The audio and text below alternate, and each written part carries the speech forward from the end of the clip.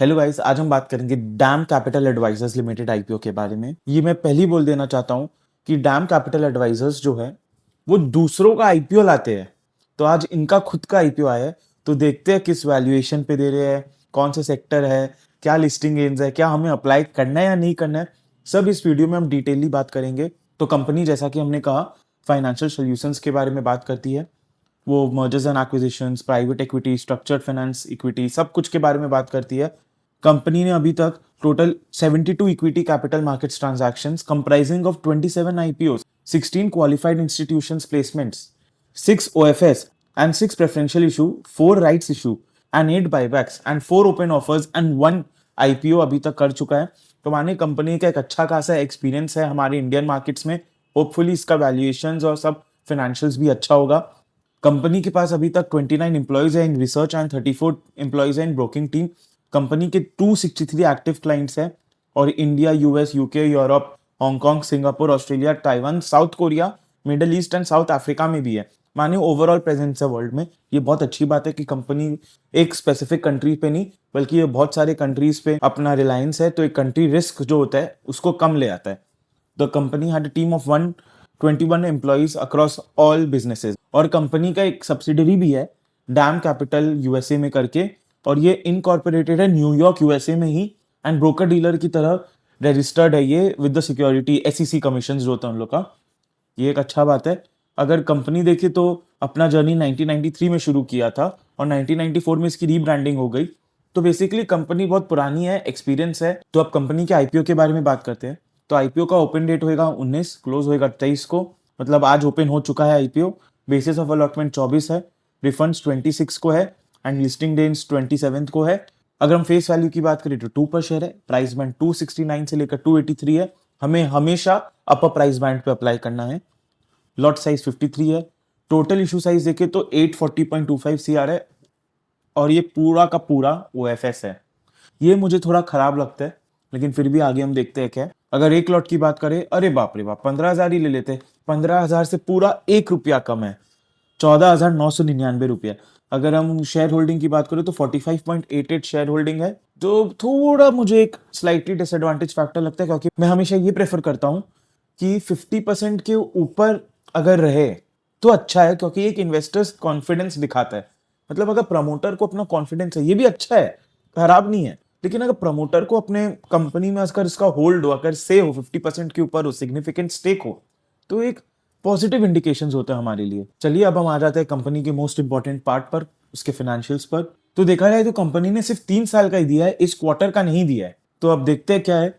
अगर एसेट्स की बात करें तो एसेट्स में एक अच्छा ड्रॉप है। तो ये ड्रॉप मैंने आरएचपी में जाके देखा, तो आरएचपी में एक बैंक का बैलेंस था इन लोग के पास, कैश एंड कैश इक्विवेलेंट्स बोलिए, बैंक बोलिए, जो भी बोलिए, इसको उसने कम कर दिया। इन्होंने क्या किया उसका, इन्होंने डिविडेंड डिक्लेयर कर दिया इसका। मतलब कि अगर अभी 10 शेयर होल्डर है तो 1,000 करोड़ सब में बटेंगे, तो कितना हुआ, पर पर्सन को 100 करोड़ मिला ना। लेकिन अब सोचिए आईपीओ के बाद 10,000 शेयर होल्डर्स हो जाएंगे, 20,000 शेयर होल्डर्स हो जाएंगे, तो 1,000 करोड़ तो 10,000 20,000 में बिकेगा, तो पर आदमी के अकाउंट में कम आएगा ना। तो पहले कंपनी ये कर देती है। मुझे ये हालांकि बहुत खराब लगता है, लेकिन ठीक, अब क्या कर सकते हैं। Hyundai ने भी ये किया था, क्या कर सकते हैं अब। अगर रेवेन्यू की बात करें तो रेवेन्यू बहुत अच्छी तरीके से ग्रो हुआ है, डबल हुआ है। और अगर प्रॉफिट आफ्टर टैक्स की बात करें तो प्रॉफिट आफ्टर टैक्स भी फिनोमिनल ग्रोथ दिखाया है। ये बहुत अच्छा बात है कि प्रॉफिट आफ्टर टैक्स इतना था इनका। लेकिन मुझे अचानक से इतना बड़ा जंप एक थोड़ा नेगेटिव संकेत देता है, क्योंकि हो सकता है कंपनी वेट कर रही हो कि अपना रेवेन्यू रिकॉग्निशन ये बाद में करे। हो सकता है कि अपना एक्सपेंसेस पहले रिकॉग्नाइज कर दिया और रेवेन्यू बाद में किया, इसलिए आपको प्रॉफिट आफ्टर टैक्स इतना ऊंचा दिख रहा है। लेकिन अगर हम अच्छी तरीके से देखें तो बहुत अच्छा प्रॉफिट आफ्टर टैक्स है। नेटवर्थ भी कंपनी ने इंक्रीज किया है। रिजर्व्स एंड सरप्लस भी बहुत अच्छा है कंपनी का। टोटल बोरिंग्स आराम से ही मैनेज कर सकती है। इसका प्रॉफिट आफ्टर टैक्स ही 70 करोड़ है। रिजर्व्स एंड सरप्लस 150 करोड़ के अप्रोक्सीमेटली है। आराम से ये इतना बोरिंग्स कर सकती है। माने बहुत अच्छा है कंपनी के फाइनेंशियल्स। थोड़ा हिंट तेन किया इन्होंने, क्योंकि आप जानते होंगे कि ये दूसरी लोग का आईपीओ लाती है, तो अगर जो एक एडवाइस करता है लोगों को, अगर वही अपना लाएगा तो उसको तो पता होगा ना कैसे सिस्टम वर्क करता है। मार्केट कैप 2,000 करोड़ का मांग रही है कंपनी। अगर हम आरओई और आरओएनडब्ल्यू की बात करें तो दोनों बहुत अच्छे हैं। पैट मार्जिन 38.75% के हैं, बहुत अच्छे पैट मार्जिन है। अगर प्राइस टू बुक वैल्यू की देखें, ओहो थोड़ा महंगा है, 12.76 का price to book value, it's quite expensive. चलिए पीयर्स कंपैरिजन में देखेंगे। ईपीएस की बात करें तो 9.98 का ईपीएस है, पीई की बात करें तो 28.37 का है। हम आगे अपना पीयर कंपैरिजन में देखेंगे। तो चलिए पीयर कंपैरिजन अब हम करते हैं। तो ये देखिए इसके पीयर्स है ICICI securities, IIFL securities, JM financials, Motilal Oswal, ये सब इस्टेब्लिश्ड है और ये बहुत अच्छे सेक्टर में है। आप देखे होंगे कि सब ने सुपर रैली दी है अभी रिसेंटली। एक ग्रोइंग सेक्टर है, एक डिमांडिंग सेक्टर है, और अभी इंडिया में कई सारे यूथ अपना पैसा स्टॉक मार्केट में लगाना चाहते हैं, तो ये सब के थ्रू ही लगेगा, ये सब ब्रोकर सर्विस के थ्रू ही लगेगा। तो ये बहुत अच्छा है। आप रिसेंट ट्रेंड देखेंगे, कई सारे कंपनीज अपना आईपीओ ला रहे हैं, राइट्स इशू ला रहे हैं, एफपीओज ला रहे हैं, तो डैम कैपिटल उनको भी हेल्प करती है अपना आईपीओ राइट्स इशू लाने में। तो बहुत अच्छे सेक्टर में है। अगर जैसे जैसा सेक्टर बढ़ेगा वैसे वैसे शेयर को एडवांटेज होगा। चलिए ईपीएस में देखिए तो जेएम फाइनेंशियल के बाद इसका सबसे कम ईपीएस है, जो थोड़ा नेगेटिव फैक्टर है। अगर पीई की बात करें तो हमने पीई कितना देखा था, हमने पीई देखा था आपका 28.37 का। तो पीई सबसे महंगा मांग रही है कंपनी, क्योंकि कंपनी को भी पता है कि अभी इसका आईपीओ है, वो आराम से फ्लोट हो जाएगा, आराम से सब्सक्राइब हो जाएगा, तो थोड़ा एडवांटेज ले रही है, ये लेवरेज ले रही है बुल मार्केट का। रिटर्न ऑन नेटवर्थ की बात करें तो सबसे हाईएस्ट है, पीबी रेशियो भी 12 है, ऑलमोस्ट डबल है।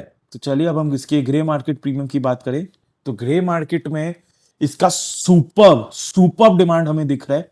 आप यहाँ देखिए जैसे मोबीक्विक में था, मोबीक्विक का भी सेक्टर बहुत अच्छा था, लेकिन इशू साइज थोड़ा छोटा था, लेकिन सेक्टर बहुत अच्छा था मोबीक्विक का भी। तो उसमें भी ऐसी ही डिमांड भरा था, 30%, 40%, 50%, 60%। और अभी जब लिस्ट हो गया तो 2 दिन से अपर सर्किट पे चल रहा है। आप यहाँ देखिए डैम कैपिटल का भी सुपर आईपीओ में डिमांड चल रहा है, 60% का है। कल 52 था, उसके पहले वाला दिन 38 था। आप देखिए 14% का तो ग्रोथ है एक दिन में इसका। आज 8% ग्रो हुआ है। तो आईपीओ का डिमांड बहुत अच्छा है। तो आइए अब हम अपना फाइनल वर्डिक्ट पे बात करते हैं कि हमें इसमें अप्लाई करना है या नहीं। कंपनी थोड़ा ज्यादा वैल्यू मांग रही है, कंपनी का वैल्यूएशन थोड़ा हाई है, मैं करूंगा it's on a higher side, but company is operating in a very rich sector, in a very growing sector, that's why it is demanding such kind of valuations. आप जोमेटो का भी देखिए, अब स्विगी का भी देखिए, उन्हें पता है कि वो सेक्टर बहुत अच्छा है, ग्रोइंग सेक्टर है, तो वही उसका लेवरेज उठा रहे हैं, प्लस बुल मार्केट है। वैसे ही डैम कैपिटल भी किया है, सेक्टर अच्छा है, ग्रोइंग सेक्टर है, डिमांड भरेगा ही ये सब कंपनी का फ्यूचर में। इसलिए जो बड़े बड़े प्लेयर्स भी होंगे वो ग्रे मार्केट में एकदम बम्पर से उठा रहे होंगे। और अगर अभी हम देखें तो इसका ये जो जीएमपी है ना, ये और बढ़ जाएगा। अगर हम सेकेंडरी मार्केट जो है हमारा वो थोड़ा स्टेबल रहे, ठीक रहे, तो अगर आप इसका जीएमपी देखेंगे एंड तक आते आते 23rd तक ये और बढ़ जाएगा। तो अगर हम इसमें अपना लिस्टिंग गेन्स एक्सपेक्ट करें तो I think it would be a bit on a higher side, 45 to 50% का लिस्टिंग गेन्स हम एक्सपेक्ट कर सकते हैं। तो इसमें डेफिनेटली हमें अप्लाई करना चाहिए। अगर आपको मेरा वीडियो अच्छा लगा तो प्लीज़ हमारे चैनल को सब्सक्राइब कीजिएगा। अगर कोई इंडाइसेस या शेयर के बारे में डिस्कशन चाहिए तो you are free to comment down it, and thank you.